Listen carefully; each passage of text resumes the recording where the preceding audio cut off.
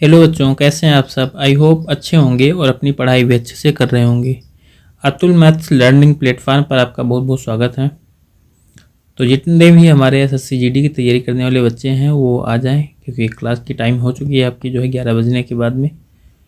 और कल से आपका एग्ज़ाम भी है, तो आप जितने भी लोगों का जो है पेपर 4 तारीख को है वो इस क्लास को जो है एक बार देख लें। अगर अभी तक आपने क्लासेस देखी हैं तो ये आप लास्ट क्लास देख लो, उसके बाद में फिर आप जो है अगले दिन एग्ज़ाम देने जाओगे। एग्ज़ाम के लिए जो है बहुत बहुत जो है अग्रिम शुभकामनाएं और बधाई कि आप जो है अपना पेपर थोड़ा सा अच्छे से दो। और मतलब मेरा ये थोड़ा सा अपनी साइड से मेरी शुभकामनाएं हैं कि आप लोग जो है अपना जो भी एग्ज़ाम है, टारगेट है, ठीक है, आप उसको अचीव कर पाओ और एग्ज़ाम को जो है क्वालिफाई कर पाओ, जिससे कि जो आपके सपने हैं, आपके घर वालों के यानी कि आपके माँ बाप के जो सपने हैं वो पूरे हो सकें। ठीक है, तो चलो हम देखते हैं आज हमें जो है कौन सा सेशन देखना है, यानी कि कौन सा हम सेट करने वाले हैं। बाकी जितने लोग क्लास से जुड़ गए हैं वो जल्दी से एक बार क्लास को शेयर कर दें, जिससे कि हम यहाँ पर जो है क्वेश्चन अपना शुरू करें। तो थोड़ा सा टाइम लगता है, ठीक है भाई, 30 सेकंड का मुश्किल से टाइम लगता है क्लास को शेयर करने में। तो उसके लिए भी आप लोग कंजूसी मत किया करो, एक बार क्लास को शेयर ज़रूर कर दिया करो थोड़ा सा कुछ लोगों में, जिससे कि ज़्यादा लोग क्लास में जुड़ जाएं या जो है बाद में भी जो है क्लास को देखना चाहें तो देख सकें। तो चलो हम देखते हैं हम आज कौन सा पेपर जो है डिस्कस करने वाले हैं और इसमें जो है मतलब फ़िलहाल क्या है।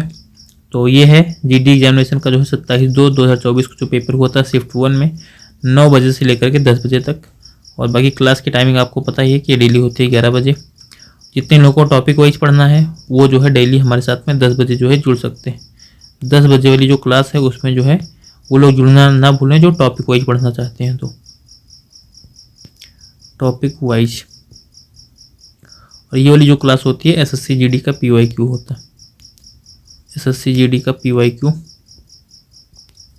चलो पहला क्वेश्चन अपना देखते हैं। यहाँ पर जो हमारा पहला क्वेश्चन है ये कह रहा है कि एक आदमी जो है, एक मिनट, चलो देखते हैं यहाँ पर पहला क्वेश्चन। तो हमारे यहाँ पर जो पहला क्वेश्चन है यहाँ पर कह रहा है एक आदमी जो है एक कप को 1792 रुपये में बेचकर 12% का लाभ कमाता है। यदि वह इसी कप को 1472 रुपये में बेचता है तो हानि प्रतिशत कितना होगा ये बताना है। और 1792 रुपये में बेचने पर उसको 12% का लाभ हो रहा है, मतलब कि ये क्या है 112% का मान है। 100% क्रय मूल्य होगा, 12% लाभ, मतलब 112% का मान दिया गया हमें 1792। यहाँ से अगर मान लो हम 1% का मान निकालना चाहें तो सबसे पहले 14 से काट दो, 14 8 112 होता है। 14 से इसको काटोगे, 14 1 के 14 3 17, 14 दूना 28 और फिर 11 बचेगा, 14 8 112, मतलब 8% का मान 128 होगा। तो 1% अगर निकालोगे 16 8 128 होता है, मतलब 16 हो जाएगा।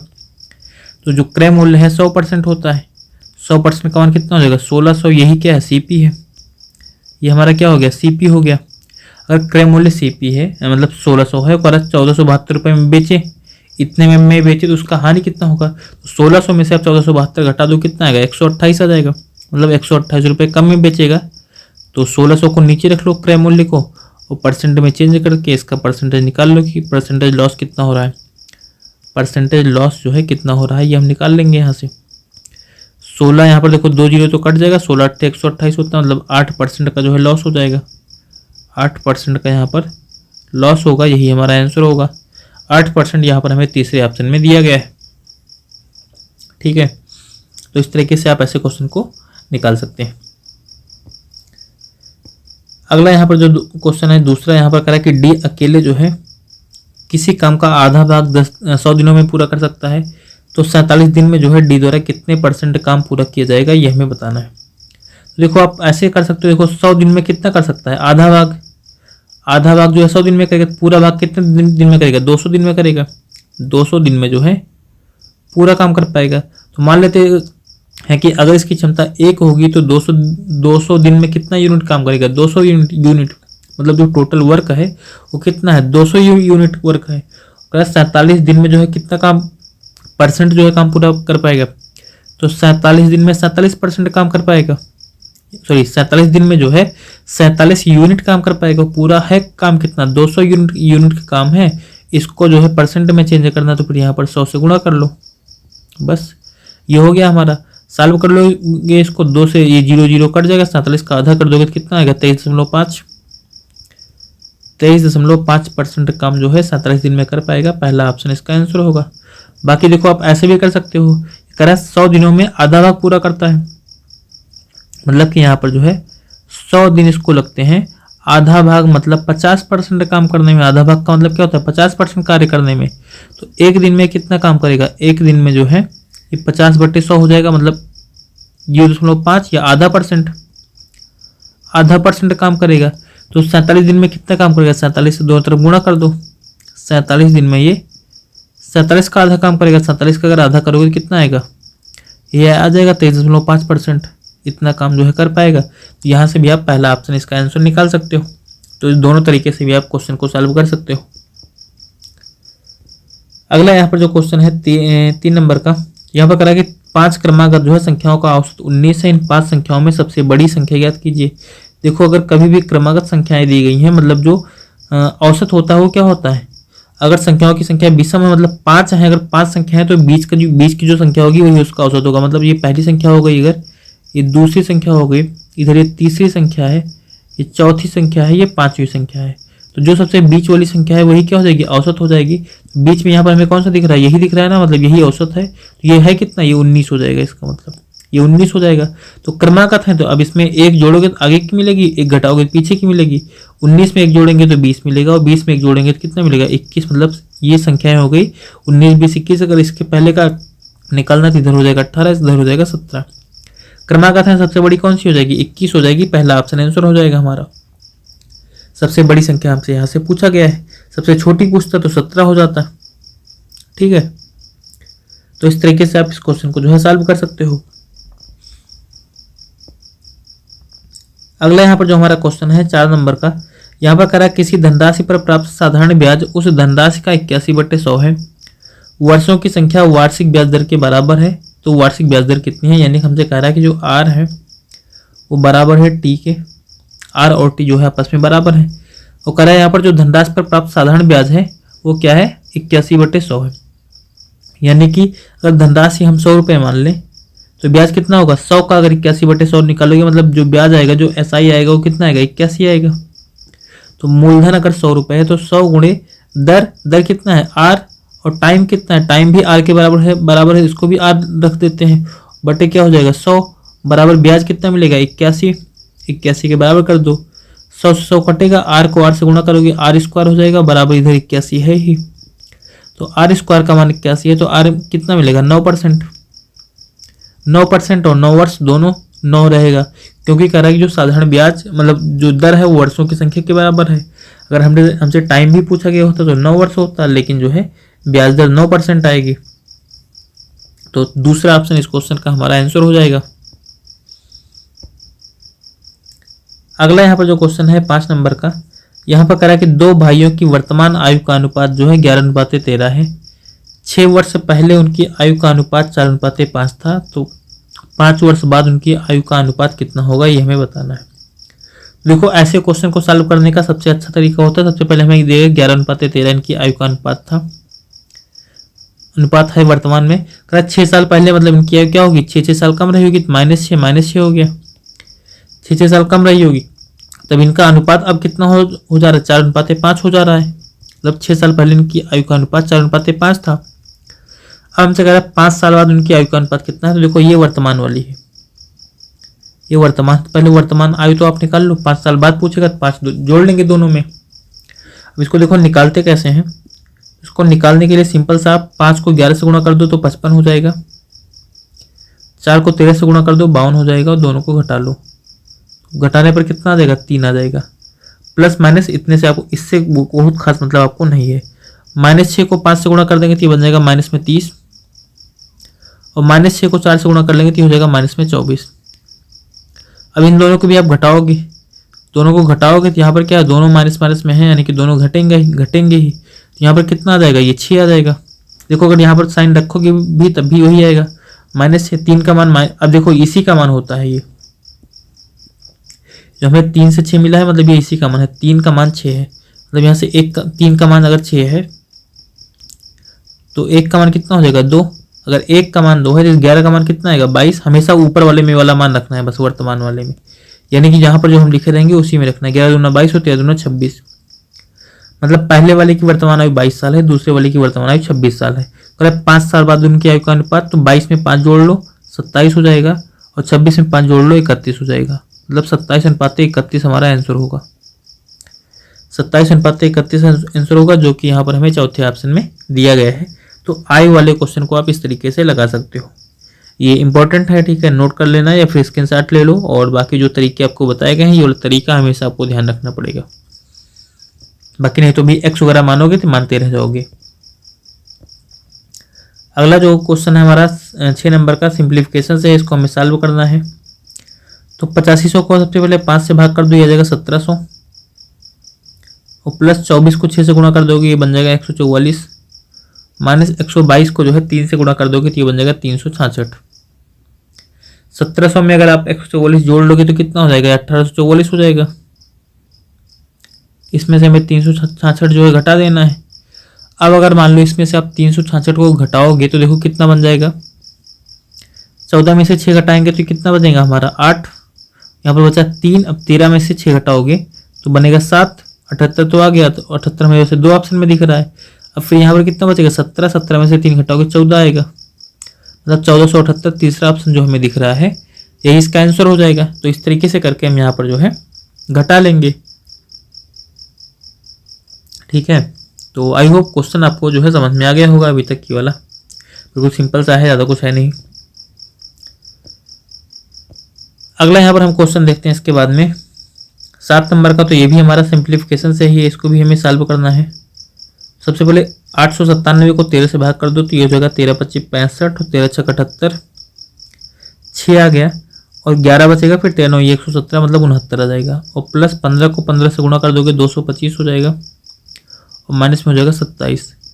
देखो सबसे पहले 69 ऐसे रहने दो।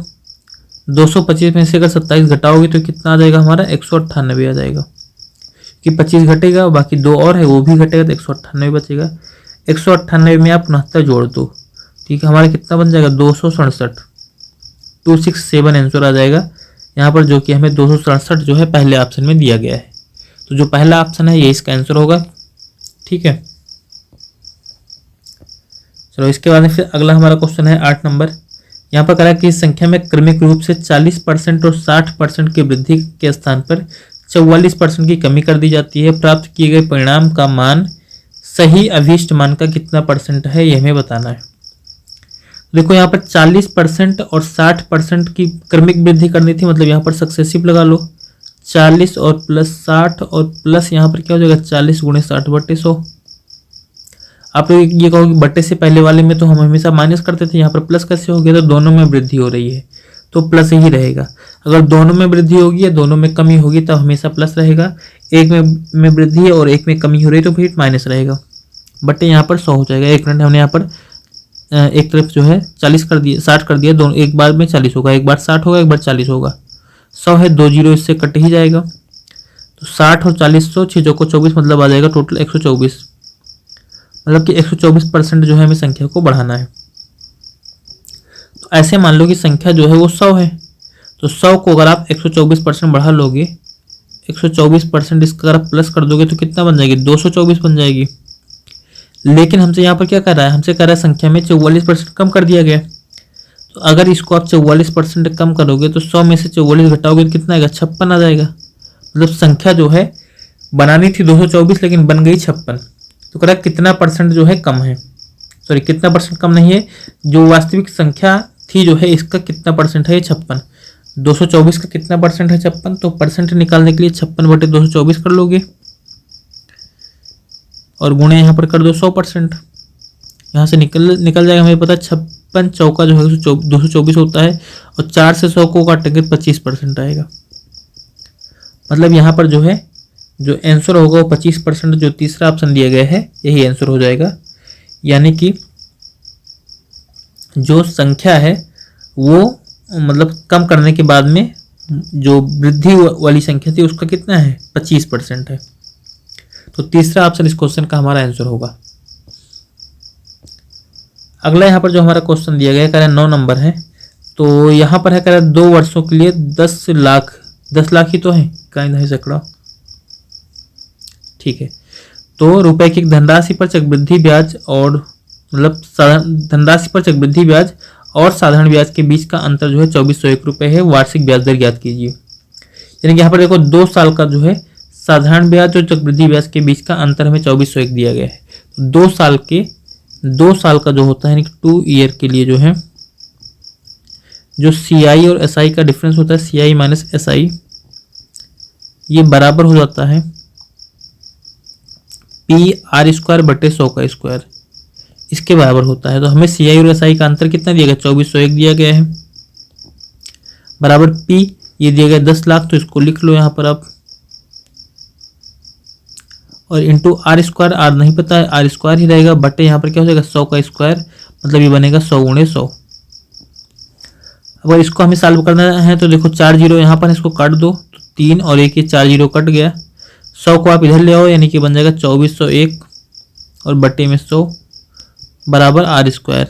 तो R का हमें मान निकालना है तो दोनों का वर्गमूल निकालना पड़ेगा। मतलब R बराबर कितना हो जाएगा 2401 का जो वर्गमूल, मतलब ये जो 2401 का वर्गमूल जो होता है ये 49 होता है, क्योंकि 49 का ही स्क्वायर होता है 2401, और 100 का वर्गमूल 10 आता है। 49 को 10 से भाग कर दोगे तो आ जाएगा 4.9%। 4.9% यहाँ पर हमें पहले ऑप्शन में दिया गया है, यही इस क्वेश्चन का फिर आंसर बन जाएगा। अगला जो हमारा क्वेश्चन है 10 नंबर का, यहाँ पर कह रहा है मानव जो है A से प्रारंभ करता है और 29 घंटे में B पर पहुंचता है। यदि वह 2/9 दूरी 9 किलोमीटर प्रति घंटा की चाल से और शेष दूरी 12 किलोमीटर प्रति घंटा की चाल से तय करता है, तो A और B के बीच की दूरी कितनी है ये हमें बतानी है। देखो कुल दूरी हम मान लेते हैं यहाँ पर 9x, क्योंकि 2/9 इधर दिया गया है। तो 9x में से क्या कर रहा है कि 2x जो दूरी है, 2x दूरी है, इसको किस चाल से चल रहा है 9 किलोमीटर प्रति घंटा की चाल से, तो 2x/9 हो गया। कुछ समय यहाँ पर लगेगा, अगर जो शेष दूरी है तो 9x में से 2x अगर इधर हो गया 7x बचेगा। इस दूरी को 12 की स्पीड से जा रहा है तो कुछ घंटा यहाँ लगेगा, और दोनों टाइम को अगर जोड़ते हैं तो 29 घंटे के बराबर आता है। क्वेश्चन में दिया गया 29 घंटे जो है लगते हैं। तो अगर इसको हमें सॉल्व करना है पूरे को, तो 9 और 12 का एलसीएम ले लेंगे, ये बन जाएगा 36। इधर हो गया 2 को, अब यहाँ पर 9 चौक 36 हो रहा है, 2 चौक को 8 हो जाएगा, ये बन जाएगा 8x प्लस ये 12 3 36 होता है तो 21x हो जाएगा, बराबर बन जाएगा 29 के। 8x और 21x जोड़ेंगे तो हो जाएगा 29x ही होगा, बराबर 29 × 36 बन जाएगा। 29 से 29 काटो, मतलब x का मान आ गया 36। हमसे पूछा गया संख्या क्या है, मतलब A और B के बीच की दूरी कितनी है, A और B के बीच की दूरी 9x है, ये हो जाएगा 9 × 36। इसको सॉल्व कर लेंगे, 9 3 27 270 और 9 6 54। 270 के साथ में अगर हम 54 और जोड़ लेंगे तो बन जाएगा 324। 9 6 54 होता ही है, 9 3 27 5 32, तो 324 किलोमीटर जो दूसरे ऑप्शन में हमको दिया गया है यही इसका आंसर हो जाएगा। ठीक है, अगला यहाँ पर जो क्वेश्चन है 11 नंबर का, यहाँ पर करेक्ट शर्ट का मूल्य जो है 1200 अंकित है और 15% की छूट दी जाती है, तो शर्ट का विक्रय मूल्य 15% की छूट दे दी गई, 85% में बेच दो सामान को।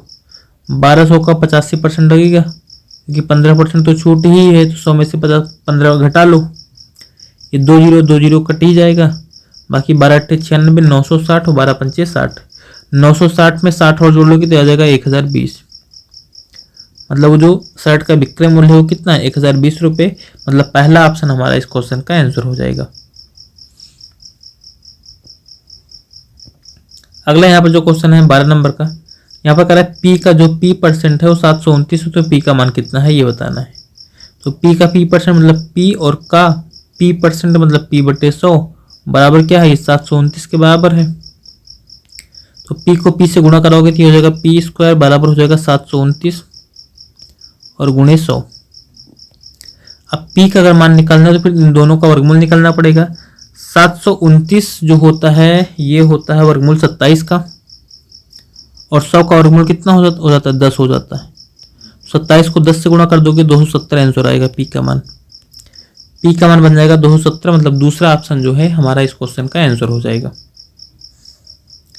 चलो इसके बाद में फिर हम अगला क्वेश्चन देखते हैं अपना 13 नंबर। 13 नंबर क्वेश्चन हमें दिया गया, कह रहा है एक आदमी जो है 1 रुपये में 15 आम खरीदता है और 1 रुपये में कितने आम बेचने पर उसे 25% की हानि होगी। देखो ऐसे क्वेश्चन को करने के लिए सीधा पहले लिख लो कंडीशन करा 1 रुपये में 15 आम खरीदता है, और अगर 1 रुपये में 15 आम वो खरीद रहा है तो करा 1 रुपये में कितने आम बेचे उसे 25% की हानि हो, तो पहले आप यही लिख लो 25% की हानि। अगर 25% की हानि हो रही है तो फिर उससे मिलेगा पैसा कितना, 75%। 75% इतने में ही तो ये बेचेगा। तो इस तरीके से यहाँ पर हम क्या कर लेंगे, गुणे जो है 75 जो है कर लेंगे। तो अब अगर मान लो इसको हम सॉल्व करते हैं तो सॉल्व कर लो, 15 25 75 हो जाएगा, और 5 से जो है 100 को काटोगे 20 आएगा। मतलब यहाँ पर सॉल्व करने पर कितना आ गया, 1/20। 1/20 का मतलब कि 1 रुपये में कितना आम बेचेगा, 20 आम। 1 रुपये में जो है यहाँ पर 20 आम इसको बेचना पड़ेगा। मतलब अगर ये बेचेगा तभी जो है इसको 25% की हानि होगी। तो इस तरीके से आप ऐसे क्वेश्चन को लगा सकते हो जो 1 रुपये वाला होता है, बहुत ईजी तरीके से, ठीक है। यानी कि यहाँ पर करा 25% की हानि होगी तो वहीं पर हमने 75% निकाल लिया। तो ऊपर तो हमेशा आपको 1 बनाना है, बस ऊपर 1 बन ही जाएगा, क्योंकि यहाँ पर वस्तुएं हैं तो ये आधी और तिहाई जो है तोड़ करके नहीं बांटी जाएगी, नहीं बेची जाएंगी। पूरी जो वस्तु है बेची जाती है तो ऊपर 1 बन ही जाएगा, ऐसा संख्याएं जो है दी जाएंगी। चलो इसके बाद में फिर हम अगला क्वेश्चन देखते हैं। 14 नंबर सिंप्लीफिकेशन का क्वेश्चन है। इस वाले सेट में तो सिंप्लीफिकेशन के कुछ ज़्यादा ही क्वेश्चन मिल रहे हैं। इसको सॉल्व करेंगे सबसे पहले तो देखो बन जाएगा 7 दूनी 14 और 9 इधर जो है तो 14 और 9 अगर जोड़ लेंगे 23 हो जाएगा, और 1 घटा देंगे मतलब 22 ही। पूरे ब्रैकेट को सॉल्व करने पर 22 आएगा, और 22 भागे 22 है मतलब ये बन जाएगा 1, और प्लस 24 को 9 से गुणा कर लो तो 25 9 ये 225 होता है। 225 में से यहाँ पर 9 और घटा देंगे तो कितना बन जाएगा हमारा, 216 बन जाएगा। 216 के साथ में 1 और जोड़ लो, 217 आंसर हो जाएगा। तो इस तरीके से सिंप्लीफिकेशन वाला जो क्वेश्चन है इसको आप जो है मात्र 10 से 15 सेकंड में जो है उड़ा करके आगे बढ़ सकते हो, ठीक है। बिल्कुल इजी से क्वेश्चन है, तो 10-15 सेकंड में इसको आप सॉल्व कर लोगे। चलो अगला क्वेश्चन देखते हैं हम। सही है ना इसका मल्टीप्लाई 24 गुणे 9, ये तो गलत हो जाए कहीं पर। 9 चौक 36 और 9 दूनी 18 3 21, ठीक है। अगला फिर से हमारा सिंप्लीफिकेशन का ही क्वेश्चन दिख रहा है ये पूरा। सबसे पहले यहाँ पर सॉल्व करेंगे इसको। 100 से जो है 10 को गुणा कर देंगे तो ये बन जाएगा 1000, इधर हो गया 1000, और 1000 में से वाला -100 कर देंगे तो कितना आ जाएगा, 900 बन जाएगा। और प्लस यहाँ पर है इधर है 3000 और भागे कितना है, भागे 100 को 10 से गुणा कर देंगे तो 1000 हो जाएगा। भाग का मतलब क्या होता है, बटा, और बटा कर लो, 2 जीरो से 2 जीरो कट ही जाएगा, सॉरी 1000 है, 3 जीरो से 3 जीरो कट ही जाएगा, तो बचेगा कितना ऊपर, 900 + 3 मतलब 903। जो संख्या है वो कितनी हो जाएगी, 903, जो दूसरा ऑप्शन दिया गया है यही इस क्वेश्चन का फिर आंसर बन जाएगा हमारा। बस 15 क्वेश्चन आप लोग कंप्लीटली कर चुके हो, बस ज़्यादा देर रुकना नहीं है आपको। 5 क्वेश्चन और बचे हुए हैं, उनको कर लो, उसके बाद फिर आप लोग फ्री हो जाओगे। अगला क्वेश्चन दिया गया करा 17 छात्रों के जो औसत अंक हैं वो 180 थे, लेकिन बाद में यह पाया गया कि एक छात्र के अंक गलती से 27 के स्थान पर 72 दर्ज कर दिए गए थे। छात्रों के अंकों का सही औसत कितना है। तो पहले तो आप ये देखो कितना था, कितना दर्ज किया गया। 27 था और 72 लिखा गया है, तो सबसे पहले आप इनका अंतर निकालो। मतलब यहाँ पर ज़्यादा लिखा गया है ना, ज़्यादा लिखा गया है तो पहले अंतर निकाल लो। चाहे ज़्यादा लिखा गया हो चाहे कम लिखा गया हो, अंतर तो हम निकालेंगे ही। तो 12 में से 7 घटाएंगे 5 आ जाएगा यहाँ पर, और फिर यहाँ पर बचेगा कितना, 6 में से 2 घटाएंगे 4 मतलब 45। 45 ज़्यादा लिखा गया था, तो इस 45 को क्या करो, इन 17 लड़कों में सबसे पहले बांट दो। 45/17 करेंगे, इसको सॉल्व कर लोगे तो यहाँ पर कितना आ जाएगा 17 दूना 34 और 11 बचेगा, मतलब कि 110 हो जाएगा।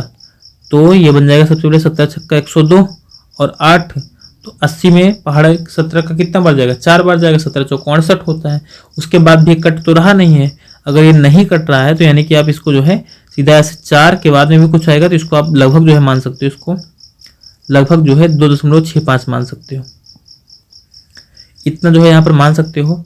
अब यहाँ पर देखो ये क्या था, 27 था और 72 लिखा गया था, मतलब ज़्यादा लिखा गया था, ये माइनस में आएगा।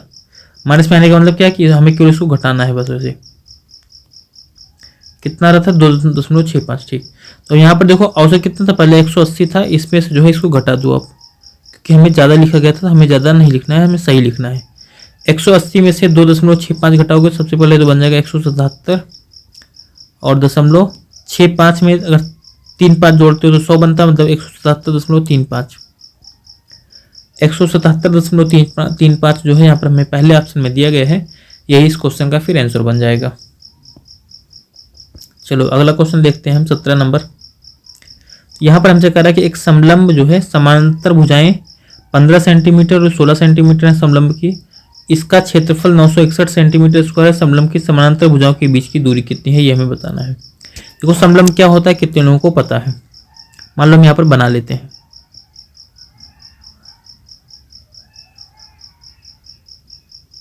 ऐसे करके, तो ये जो आकृति आपको दिख रही है ABCD की, यही क्या है यहाँ पर समलंब है। यहाँ पर क्या दो भुजाएं जो है, मतलब एक जोड़ी भुजाएं इसकी जो है समांतर होती हैं, ये दोनों समांतर होंगी, बाकी जो है ये समांतर नहीं होंगी। इनका जो क्षेत्रफल होता है वो होता है नीचे वाली भुजा का योग, मतलब अगर इसको हम A मान रहे हैं, इसको B मान रहे हैं, इन दोनों का योग और गुणे जो है ये ऊंचाई h और गुणे 1/2, यानी इनका क्षेत्रफल क्या होगा 1/2 भुजाओं का योग, मतलब A + B, समांतर वाली भुजाएं रहेंगी हमेशा योग में, और इंटू h, यही होता है। इसी का मान हमें दिएगा क्षेत्रफल जो है 961। तो A और B संख्याएं क्या, देखो भुजाएं करा है, एक भुजा जो है यहाँ पर 16 है, एक 15 है, नीचे वाली 16 मान लेते हैं, ऊपर वाली 15 मान लेते हैं, क्योंकि एक छोटी एक बड़ी रहती है हमेशा। अब इन दोनों को अगर जोड़ोगे 16 और 15 तो कितना बन जाएगा 31, मतलब 1/2 गुणे 31 और गुणे h बराबर 961। 31 से 961 को काटोगे तो 31 ही आएगा, क्योंकि 31 का स्क्वायर होता है। अब h का मान निकालने के लिए 2 से 31 को गुणा करना पड़ेगा, मतलब 62 हो जाएगा। सेंटीमीटर में था सब, तो ये भी सेंटीमीटर में आएगा, मतलब यहाँ पर जो है दूसरा ऑप्शन जो दिया गया है यही इस क्वेश्चन का आंसर हो जाएगा, कि जो समांतर भुजाएं हैं उनके बीच की दूरी कितनी है 62 सेंटीमीटर है। समलंब का ये जो फिगर हमने बताया है, ये आपको ध्यान रखना, समलंब इसे ही कहते हैं।